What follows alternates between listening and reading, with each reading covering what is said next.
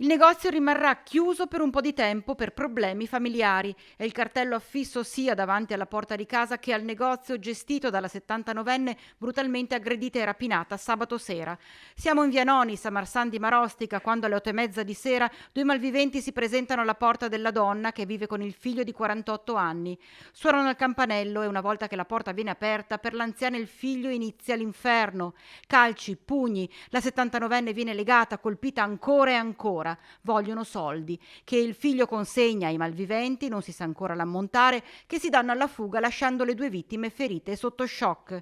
Più grave la madre, ancora ricoverata al San Bortolo di Vicenza, mentre l'uomo è stato medicato a un braccio al San Bassiano e già dimesso. Ci chiede di essere lasciato in pace, ci dice che non vuole ricordare quei momenti terribili, troppa l'angoscia che prova e troppa la paura che ha provato per la mamma, aggiungendo che spera venga trasferita prima possibile all'ospedale di Bassano. Così come non parlano le persone che risiedono vicino alla panetteria di Marsan, ma lontano da telecamera e microfono, ci dicono che hanno paura, sono molto preoccupati, così come lo è il sindaco di Marostica, Matteo Mozzo. Una situazione drammatica, mi dispiace naturalmente per le vittime, anzi tutta la città è vicina e auguriamo pronta guarigione alla signora e anche al figlio.